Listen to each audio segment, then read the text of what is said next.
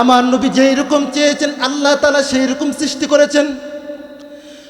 কবি হাসান ইবনে সাবিত রাদিয়াল্লাহু তাআলা আনহু বলেন, ওয়া আহসানা মিনকা লাম তারা কাত্তু আইনি ওয়া আজমালা মিনকা লাম তালিদিন নিসাউ খুলিকতা মুবাররাআন মিন কুল্লি আইবিন কাআন্নাকা কাদ খুলিকতা কামা তাশাউ। বলেন আল্লাহু আকবার।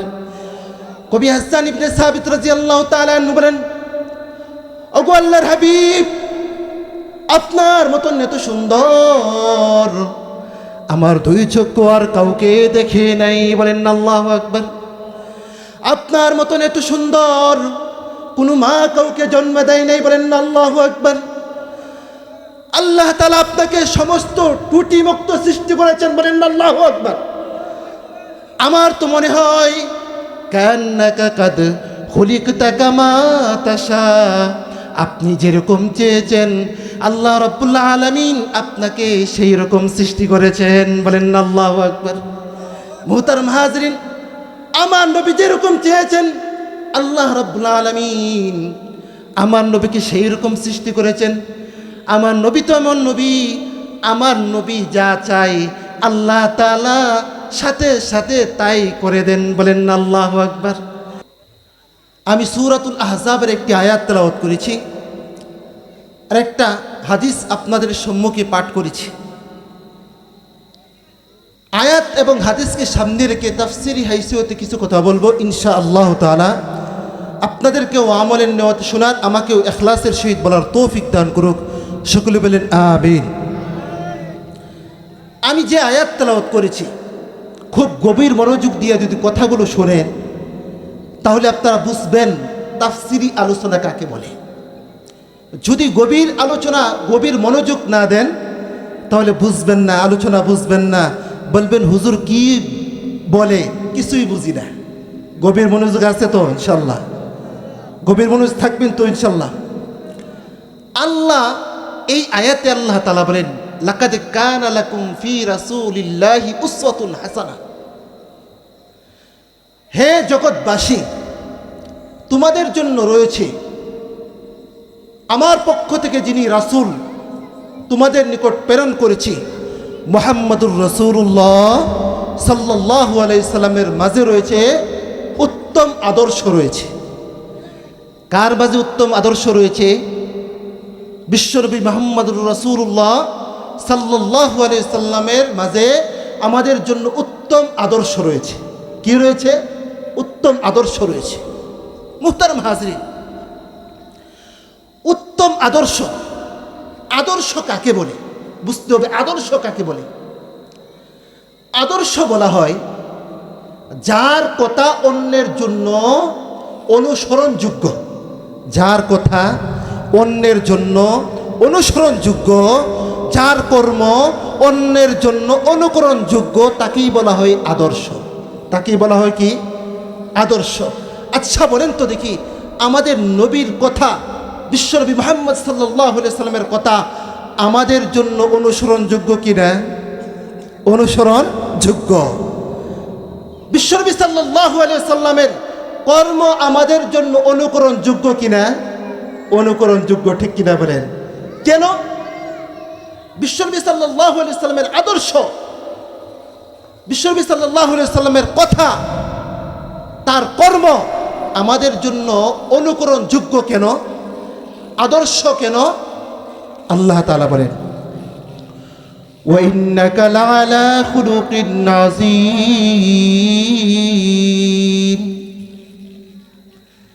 আল্লাহ তাআলা জানায় দিলেন,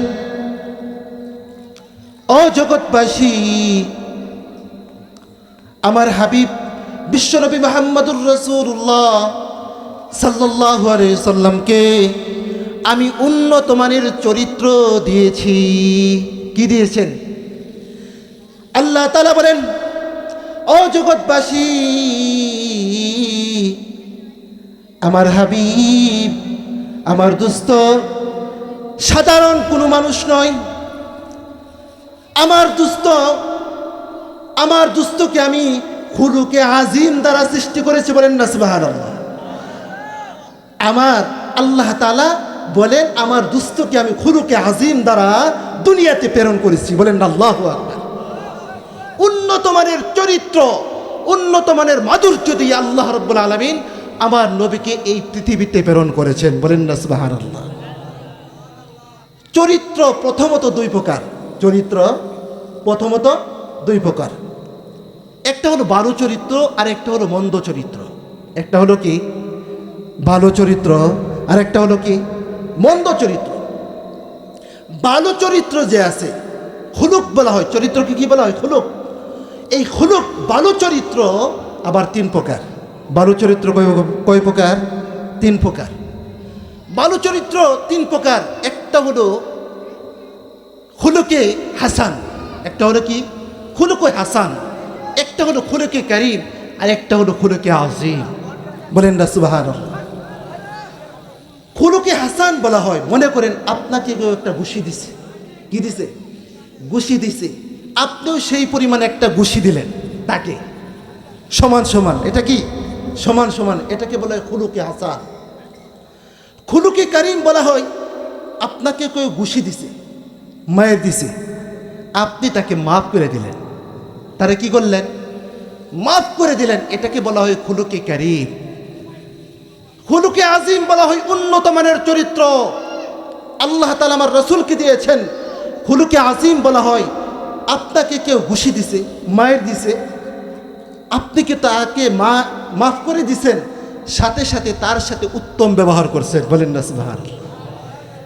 আপনাকে মারছে, আপনি তাকে মাফ করে দিছেন, সাথে সাথে তার সাথে ভালো ব্যবহার করছেন, তার সাথে উত্তম আচরণ করেছেন। এটাকে বলা হয় খুলুকে আযীম। বলেন না সুবহানাল্লাহ। আচ্ছা বলেন তো দেখি, যার মাঝে উন্নত মানের চরিত্র আছে তাকেই তো অনুসরণ করতে হবে, ঠিক কিনা বলেন? যার মাঝে খুলুকে আযীম আছে তাকেই তো আমাদের অনুসরণ করতে হবে, ঠিক কিনা বলেন? যদি তাকে অনুসরণ করি কি হবে? আল্লাহ রাসূল সাল্লাল্লাহু আলাইহি সাল্লাম বলেন, ও জগতের মানুষ, তোমরা যদি আমাকে অনুসরণ করো, অনুকরণ করো, কানা মাই ফিল জান্নাহ, জান্নাতে আমার সাথে থাকতে পারবা। বলেন না সুবহানাল্লাহ। কাকে অনুসরণ করলে জান্নাতে থাকতে পারবো? আল্লাহর রাসূলের সাথে।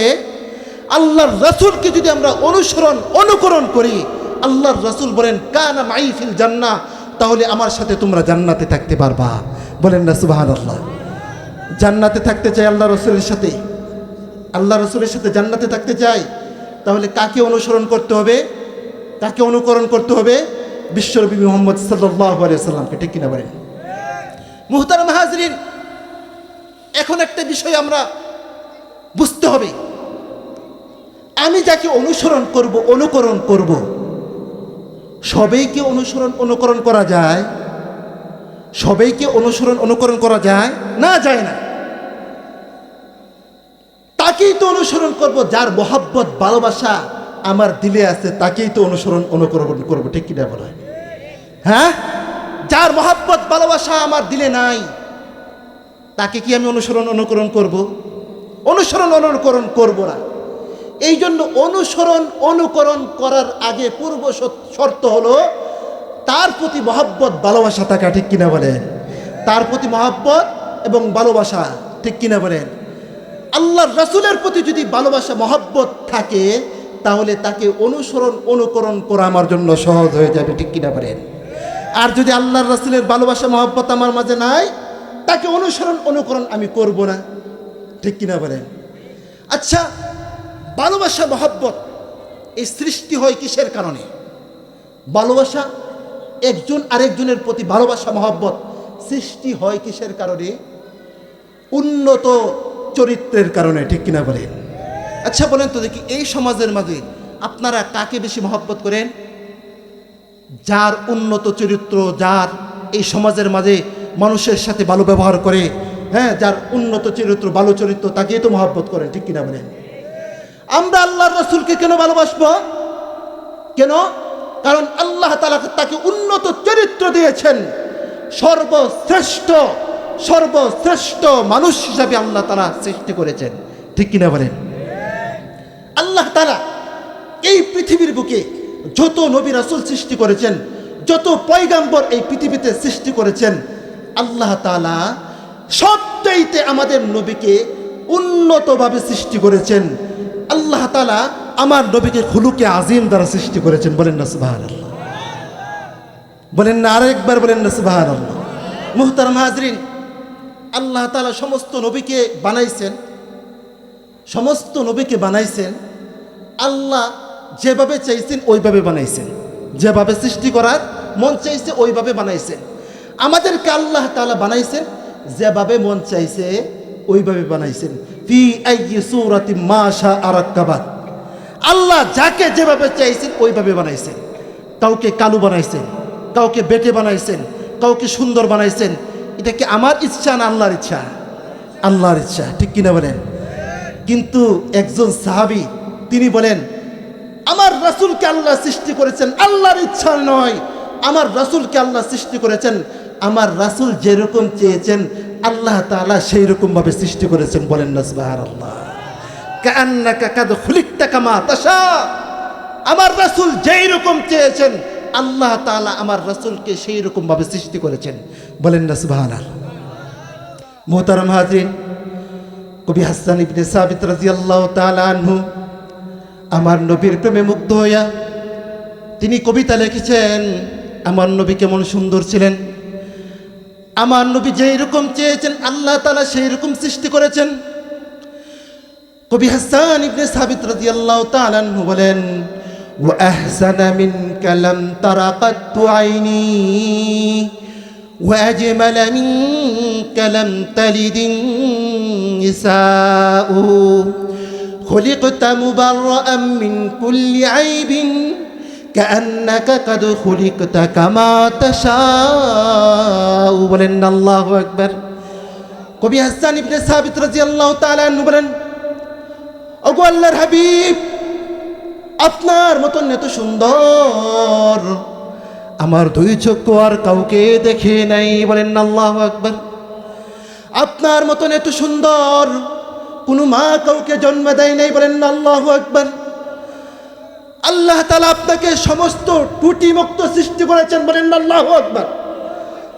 আমার তো মনে হয় কান্নাকা কাদ খুলিকতা কামা তাশা, আপনি যেরকম চেয়েছেন আল্লাহ রাব্বুল আলামিন আপনাকে সেই রকম সৃষ্টি করেছেন। বলেন আল্লাহু আকবার।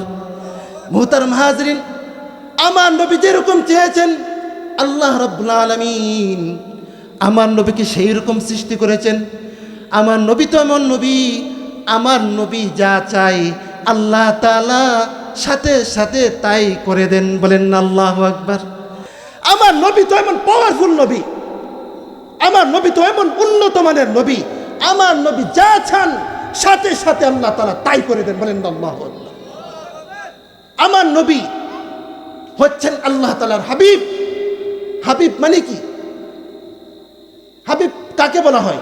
হাবিব এমন বন্ধুকে বলা হয় যে বন্ধুকে রাজি খুশি করার জন্য আল্লাহ যখন যা লাগে তখন তা করেন। বলেন না আল্লাহু আকবার। কেমন নবী আমাদের নবী, আমাদের নবী যা চেয়েছেন আল্লাহ তাআলা সাথে সাথে তা করে দিয়েছেন। বলেন না আল্লাহু আকবার। আমার নবী বিশ্বনবী সাল্লাল্লাহু আলাইহি ওয়াসাল্লাম মক্কা থেকে যখন মদিনায় গেছেন হিজরত করে, মক্কাতে থাকা অবস্থায় নামাজ পড়তেন বাইতুল্লাহর দিকে। কোন দিকে? বাইতুল্লাহর দিকে। হিজরত করে যাওয়ার পর আল্লাহ তাআলা বাইতুল্লাহ পরিবর্তন করে দিয়েছে। বাইতুল্লাহ কি পরিবর্তন করে দিয়েছে। আমার নবীর মনটা খারাপ। আহা, বাইতুল্লাহর দিকে নামাজ পড়তাম কত ভালো লাগতো, এখন বাইতুল মাকদাসের দিকে নামাজ পড়ি ভালো লাগে না। দুনিয়ার কেউ না জানুক, আল্লাহ তাআলা জানে কি জানি না আমার নবীর মনের অবস্থা জানে কি জানে না? জানে। আল্লাহ তাআলা তো বলেন, قد نرى تقلب وجهك في السماء فلنولينك قبلة ترضاها فول وجهك شطر المسجد الحرام। বলেন আল্লাহু আকবার। আল্লাহ তাআলা জানায় দেন, ও দোস্ত আমার, আমি তো আপনার মনের খবর জানি। আপনি বারবার আকাশের দিকে তাকান। ও দোস্ত আমার, আপনার বাইতুল মাকদাসের দিকে নামাজ পড়তে আপনার ভালো লাগে না, এটা আমি বুঝতে পারছি। আপনার যেই দিকে ফিরে নামাজ পড়তে ভালো লাগে, আমি আপনার ওই দিকটাকেই আপনার জন্য কেবলা বানায় দিলাম। বলেন আল্লাহু আকবার। আমার নবী চেয়েছেন বাইতুল্লাহর দিকে নামাজ পড়তে, আল্লাহ দেরি করেন নাই, সাথে সাথে বাইতুল্লাহকে আমার নবীর জন্য কেবলা বানায় দিয়েছেন। কেমন নবী দেখছেন নি? বলেন আল্লাহু আকবার। আমার নবী বললেন, ইসলামের অবস্থা তো একবারে করুন। ওগো আল্লাহ, দুইজন মানুষ, একজন হলো উমর, আরেকজন হলো আবু জাহেল। দুইটা মানুষের যে কোনো একটা মানুষকে কালিমা পড়ায়া দাও, ইসলামের মাঝে প্রবেশ করায়া ইসলামকে সমুন্নত করে দাও। আল্লাহ রাব্বুল আলামিন সাথে সাথে কবুল করলেন। আল্লাহ তাআলা উমর রাদিয়াল্লাহু তাআলা আনহুকে ইসলামের জন্য কবুল করে দিলেন। আমার রাসূল চেয়েছেন দুইজনের কোনো একজন যাতে ইসলাম ধর্ম গ্রহণ করে, একজনের মাধ্যমে, যে কোনো একজনের মাধ্যমে ইসলামকে সমুন্নত করার হোক। আমার রাসূল চেয়েছেন, আল্লাহ তাআলা সাথে সাথে কবুল করে নিয়েছেন। কেমন নবীর নবী? বলেন না আল্লাহু আকবার। কেমন নবী আমাদের মুহতারাম হাজরিন। সমস্ত দেখেন আমার নবীর শান মান। আমার নবীকে আমরা ভালোবাসবো কেন? তার অনুসরণ অনুকরণ, উসওয়াতুন হাসানা, তার অনুসরণ করব কেন? সমস্ত মুফাসসিরিন کرام, মুহাদ্দিসিন کرام একমত। এই সাত আসমানের যত কল্যাণ, এই সাত জমিনের যত কল্যাণ, সাত আসমান এই সাত জমিনের মাঝখানে যত কল্যাণ রয়েছে, যত কল্যাণ রয়েছে, জান্নাতের যত কল্যাণ রয়েছে, আরশে আজিমের যত কল্যাণ রয়েছে, ফুলসিরাতের যত কল্যাণ রয়েছে, হাসরের ময়দানে যত কল্যাণ রয়েছে, আল্লাহ রাব্বুল আলামিন সমস্ত কল্যাণ একত্রে আল্লাহ তাআলা কোনো নবীকে দেন নাই। কোনো নবীকে কি দেন নাই?